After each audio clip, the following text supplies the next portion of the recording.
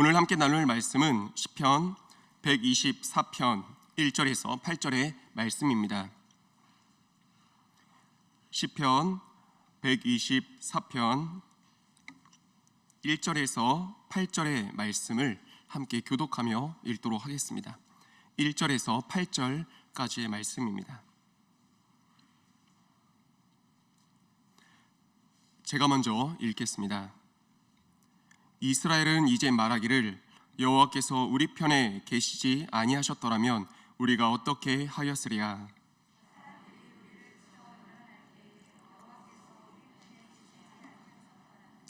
그때 그들의 노여움이 우리에게 맹렬하여 우리를 산채로 삼켰을 것이며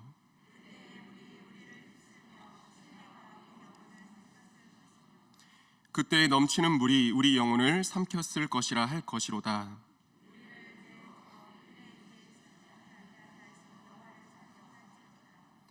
우리의 영혼이 사냥꾼의 올무에서 벗어난 새같이 되었나니 올무가 끊어짐으로 우리가 벗어났도다.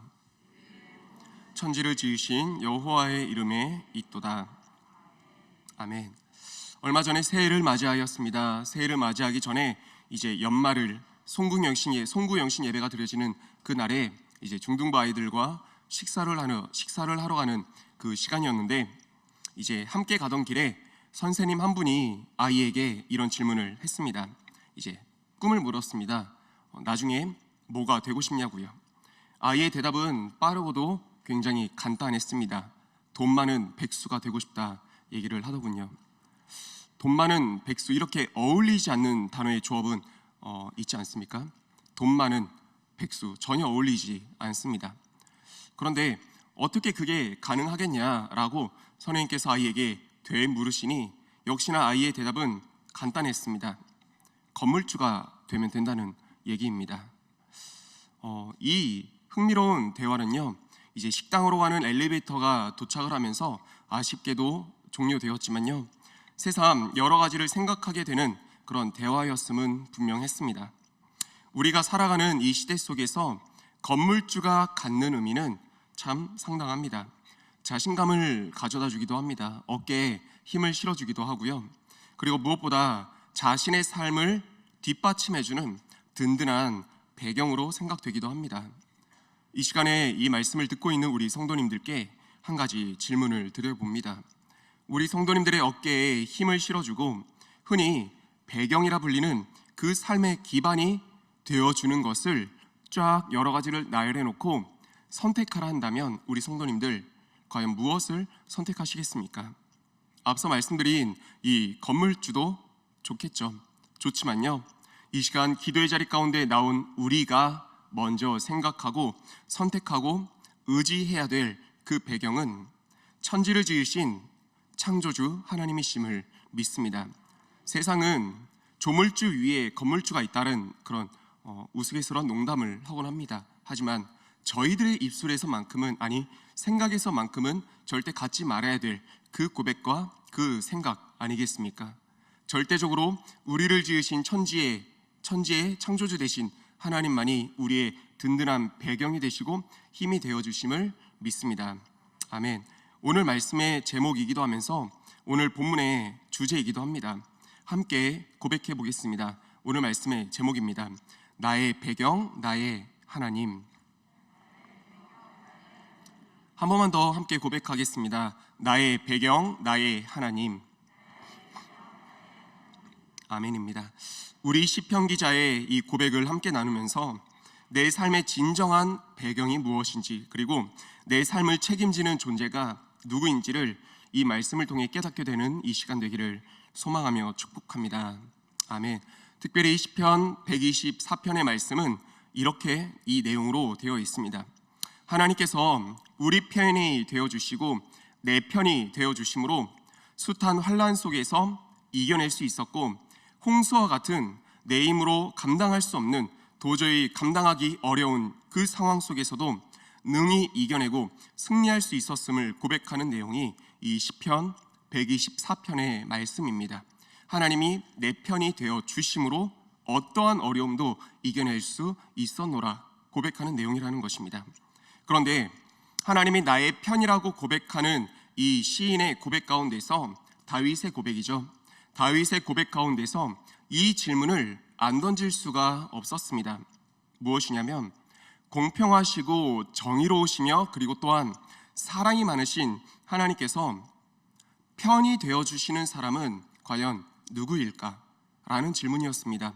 공평하시고 정의로우신 사랑이 많으신 하나님께서 편이 되어주시는 사람은 과연 어떤 사람이겠습니까? 라는 질문입니다.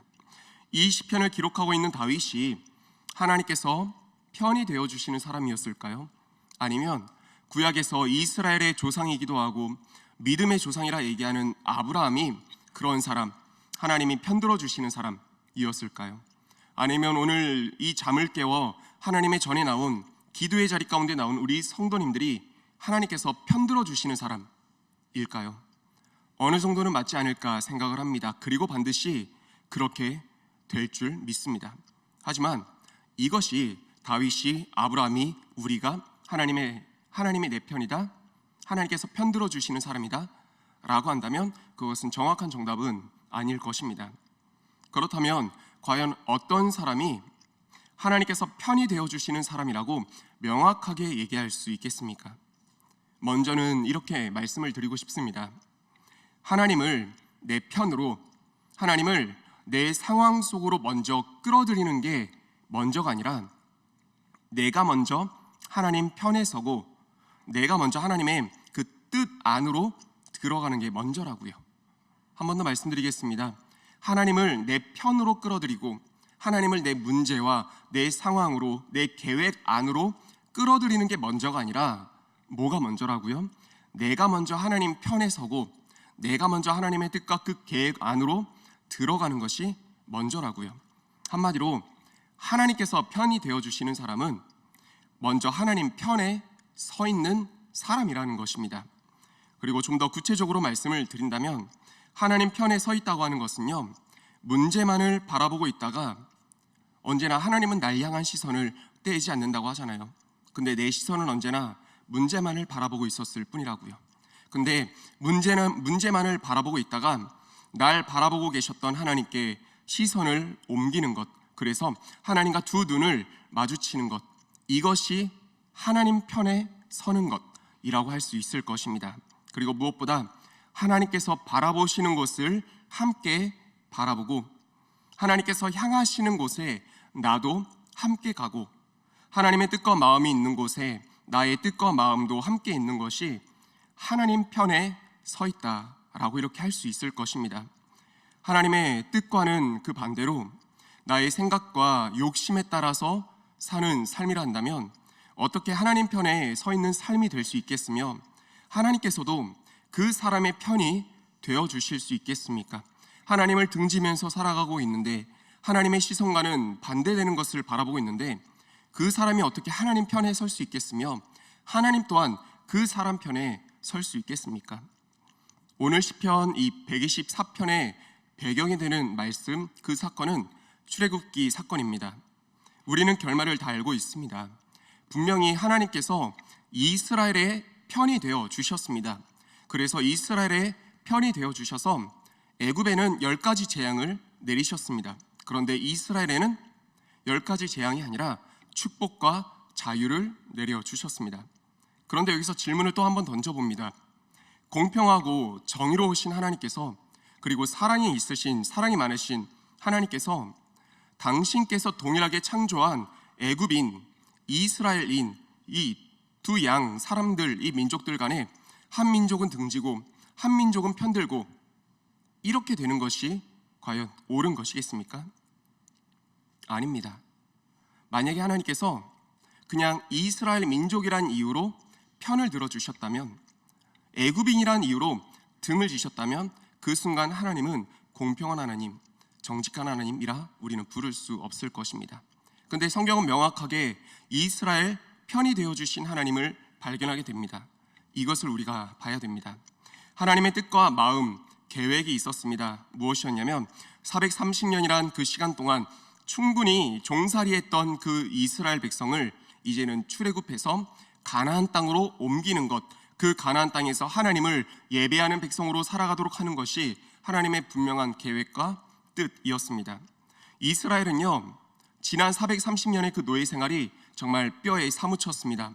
그래서 출애굽한다는 것이 내심 바라기도 하지만 두려운 일이 아니었겠습니까? 하지만 하나님의 뜻이었기 때문에, 하나님의 계획이었기 때문에 자신들의 삶을 그 하나님 계획에 맡겨 놓았습니다. 네, 이스라엘은 이렇게 하나님의 계획 안으로 들어갔다는 것입니다. 두렵기도 하지만서요. 근데 애굽은 어땠습니까? 애굽은 하나님을 대적하였습니다. 하나님은 이스라엘을 내보내는 것이 계획인데 애굽은 철저하게 막아내었습니다. 하나님의 뜻을 등지고 자신들의 욕심과 뜻에 따라서 행동하기 시작합니다. 그렇다면 여기까지 보았을 때 하나님께서 편이 되어주실 민족은 누가 되겠습니까? 하나님의 뜻에 두렵지만서도 탑승한 그 뜻에 올라탄 이스라엘 민족을 하나님께서 편들어 주시겠습니까? 아니면 하나님의 뜻에 대적하는 애굽을 하나님께서 편들어 주시겠습니까? 무조건적으로 이스라엘 편이 아닌 것입니다.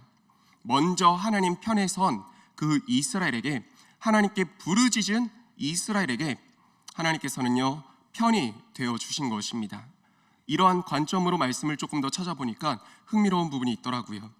이스라엘의 초대 왕이었던 사울이 있습니다. 다음 왕위를 이어받았던 다윗이 있습니다. 언제나 이 두 사람은요 대조되어서 비교되어서 나오곤 합니다.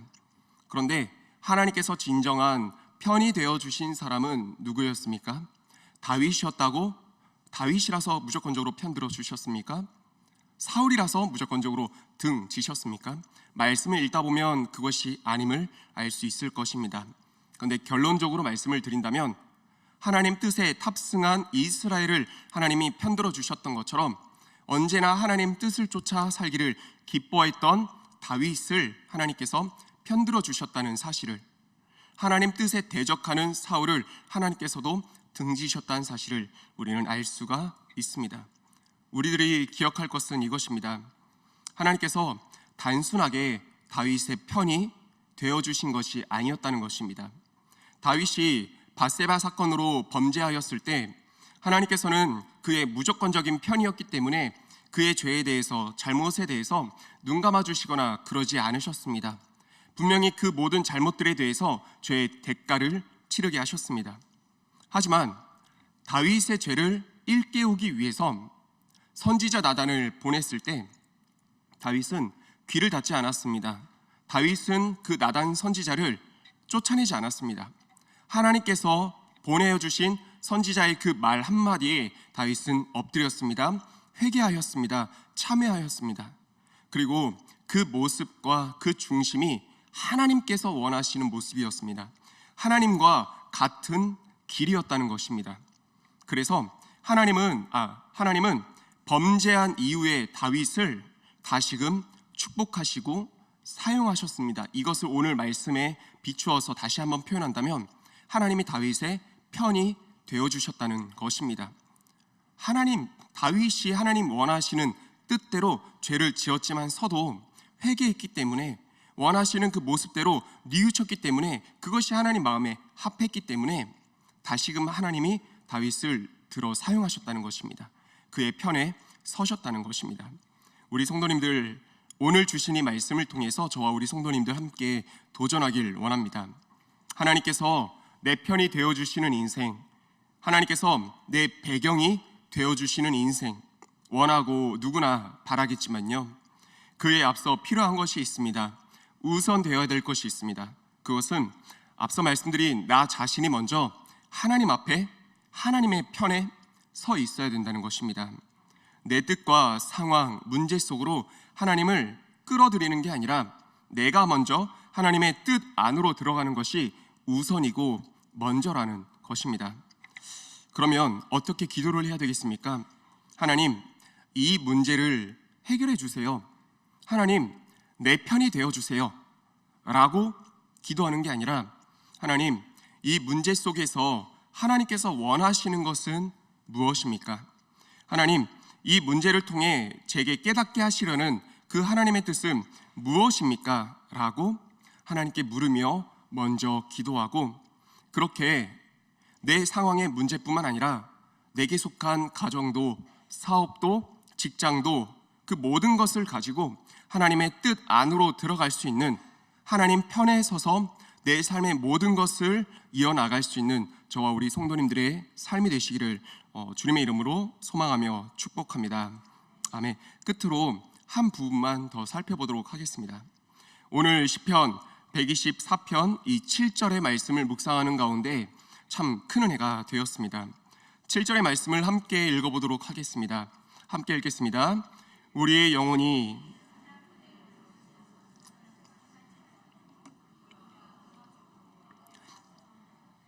아멘. 성도님들, 7절의 말씀을 그냥 읽다 보면요, 사실 참 은혜가 되고 소망이 되는 것은 사실입니다. 올무에서 벗어나고 올무가 끊어져 자유하게 될 것이란 이런 메시지들이 우리에게 딱 보여지니까 얼마나 소망이 되고 얼마나 은혜가 되는 말씀인지 모르겠습니다. 그런데 앞서 나눴던 이 말씀들을 비추어 봤을 때 지금 시편 124편은 하나님이 배경되어 주시고 하나님께서 편이 되어 주시는 그런 상황입니다.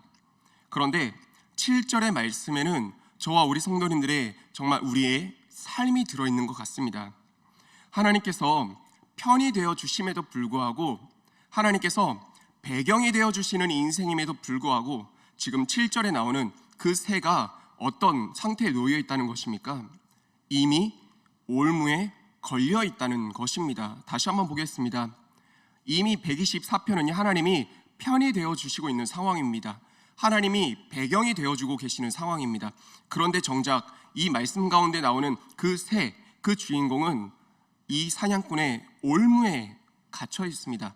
빠져나가지 못할 정도로 꽁꽁 싸매어 있습니다. 이 표현을 우리의 삶으로 바꿔서 얘기를 한다면, 하나님 뜻대로 살고자 우리가 몸부림치면서 또 몸부림치기까지 하나님께 매달리지만 막상 우리의 삶을 돌아보면 새가 올무에 걸려서 괴로워하듯이 우리들의 삶이 왜 이리 아픔도 많고 어려움도 눈물 지을 일들도 많은지 모르겠습니다. 하나님께서는 왜 더 일찍 해결해 주시지 않으시고 왜 그렇게 끝을 바라보게 하시는지, 정말 낭떠러지 끝자락에 서 있도록 하시는지 우리는 묻곤 합니다. 분명히 하나님을 등지는 것도 아니고 내 욕심 내려놓고 하나님 뜻대로 살고자 하는데도 사냥꾼의 올무에 걸려있는 우리 자신들을 보면서, 우리 가정의 상황들을 보면서 주의 뜻을 애타게 묻곤 합니다. 하나님, 언제까지입니까? 그런데 우리 성도님들, 언제나 성경 말씀의 질문은 성경 말씀 안에 답이 있더라고요. 요셉의 인생을 살펴보니까, 다니엘의 인생을 살펴보니까 정말 그 인생들이 낭떠러지 끝자락에 다다라 있었다는 것을 새삼 발견하게 됩니다. 요셉이나 다니엘이나 각각 시대는 다릅니다. 하지만 비슷한 공통점이 있었죠. 억울하게 감옥에 갇혔고 억울하게 감옥에 빠졌다는 그 공통점이요. 감옥에 갇혔다는 그 사실은요, 정말 끝자락에 다다른 것입니다. 그런데 감옥에 빠지는 그때에, 정말 올무의 매임이 온몸을 휘감았을 그때에 7절의 말씀이 외쳐집니다. 올무가 끊어짐으로. 끝자락에 다다랐는데 7절의 말씀을 시인이 고백하고 있는 것입니다. 경험한 것이죠. 올무가 끊어짐으로. 이 올무가 끊어지다의 이 단어의 원어를 살펴보니까 참 은혜가 됩니다. 외부의 힘으로 산산조각이 났다는 것입니다. 외부에서 어느 정도 얽히고 풀린 것이 아닙니다. 외부의 힘으로 말미암아 산산조각이 났다는 것입니다. 내부적으로 내 힘으로 이 환경과 문제 속에서 내게 닥친, 내 가정 가운데, 내 자녀 손들 가운데 닥친 이 어려움들을 어떻게 풀어나갈 수 있을까 싶었는데, 그때 외부의 힘으로 인해서 나를 묶고 있는 모든 문제가 산산조각 났다고 하는 것입니다. 그리고 그렇게 나를 건져낼 수 있는 외부의 힘이 바로 무엇이다라고 고백하고 있습니까? 그것이 8절의 말씀입니다. 8절의 말씀 다 함께 읽겠습니다. 시작. 우리의 도움은 천지를 지으신 여호와의 이름에 있도다. 아멘. 외부의 힘이 무엇입니까? 하나님, 천지를 지으신 창조주 하나님께서 나를 건지신 외부의 손길이라는 것입니다. 왜 그리 낭떠러지까지 그 끝자락까지 밀어붙이시나 했더니 요셉으로 하여금 총리의 자리 감당하게 하시며 이스라엘 민족 구원하고 살리시려고. 왜 그렇게 다니엘을 끝자락까지 밀어넣나 했더니 그를 총리로 만들어서 하나님을 부정하는 그 땅 가운데 하나님의 흔적을 남기게 하려고, 그렇게 쓰시려고 끝자락까지 몰아세우며 연단하셨더라고요. 오늘 우리의 삶도 그러하지 않겠습니까? 사랑하는 우리 성도님들, 우리의 삶을 돌아보길 원합니다. 하나님 앞에서 끊임없이 내 자신을 되물으며 하나님의 뜻을 쫓아 살아가고 있고, 분명 하나님께서 원하시는 방향으로 나아가고 있는 것 같은데, 하나님 편에 서 있는 것 같은데 온몸을 휘감는 그런 올무에 매여 있는 분 계십니까? 마치 삶의 끝자락에 서 계신 것 같은 그 삶의 문제와 어려움 가운데 놓여 있는 우리 성도님들 계십니까? 그렇다면 오늘 말씀, 이 시편 124편 특별히 7절 8절의 말씀을 기억하시기를 축복합니다. 그리고 끝자락에서 더 이상 지쳐서 포기하지 마시고 우선순위는 하나님 편에 계속해서 서 계시기를 소망하며 축복합니다. 내가 끝자락에 매여 있는 것 같습니까? 올무에 얽히고 얽혀 도저히 빠져나갈 수 없을 것만 같은 그런 상황에 놓여 있다 보십니까? 그때가 되면 누구라도 절로 드는 생각이 그것일 것입니다. 하나님 뜻대로 살아왔는데, 지금까지 이 길을 걸어왔는데 이게 무엇이지? 하나님은 응답하지 않으시고 여전히 내 문제는 산처럼 쌓여 있고, 그렇게 되면, 그때쯤 되면 세상이 일러주는 방법대로, 내가 하고자 하는 그 방법대로 한번 해봐야겠다. 하나님 편에 서기를 포기하려 합니다. 하나님 뜻에 이제 들어가는 것을 멈추려 합니다. 하지만 오늘 말씀을 통해 답을 얻으십시오. 얽혀 있을수록, 끝자락에 서 있을수록 다니엘도 요셉도 택했던 방법은 계속해서 하나님 편에 서 있었던 것이었습니다. 하나님 편에 서 있으니까, 하나님 그 뜻 가운데 나를 밀어넣으니까 때가 되는 그때에 강한 외부의 힘, 하나님의 손길로 올무를 산산조각 내시고 건져주실 하나님을 기대하시고 만나보실 수 있을 것입니다. 저와 우리 성도님들의 도움은 8절의 말씀처럼 천지를 지으신 여호와께 있음을 믿습니다. 아멘. 말씀을 정리하겠습니다. 오늘 말씀 가운데서 두 가지를 기억하시기를 소망합니다.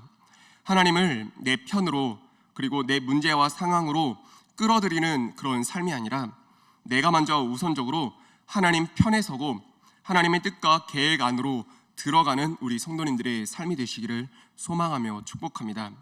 그리고 하나님 뜻을 따라 살고 있지만 삶이 올무에 매여 있고 끝자락에 놓여 있는 것 같습니까? 그렇다면 먼저는 하나님을 포기하지 마십시오. 하나님 편에 서기를 포기하지 마십시오. 끝까지 하나님 붙잡으시고 하나님 편에 서 계시며 시편 124편 7절과 8절의 말씀을 고백하십시오. 때가 되었을 그때 나를 강한 외부의 힘으로 산산조각 내시며 나를 묶인 데서 풀어주시고 막힌 데서 뚫어주시고 닫힌 문을 열어주시는 하나님의 그 뜻을, 하나님의 놀라운 강한 손길을 경험케 되는 우리 성도님들의 모든 삶이 되시기를 이 시간 주님의 이름으로 소망하며 축복드립니다. 아멘. 함께 기도하겠습니다. 두 가지를 하나님께 구하며 기도합시다. 하나님, 어느 순간에도 하나님을 내 편으로 끌어들이는 삶이 아니라 내가 먼저 하나님께 서 있겠습니다. 내가 먼저 하나님 그 뜻 가운데로 들어가는 삶 살겠습니다. 하나님 편에 서게 하여 주시고 하나님 그런 내 삶 가운데 편이 되어 주시옵소서라고 함께 기도하겠으며, 두 번째로는 하나님 끝자락에 있다 할지라도 끝까지 하나님 편에 서 있게 하여 주시고 오늘 주신 말씀 7절 8절의 말씀을 기억하며 나를 올가매고 있는 문제를 풀어가시는 하나님의 놀라운 역사하심과 일하심을 경험케 되는 우리의 삶 되게 하여 주시옵소서라고 오늘 주신 말씀 기억하며 다 함께 주여 한번 외치고 통성으로 기도하겠습니다.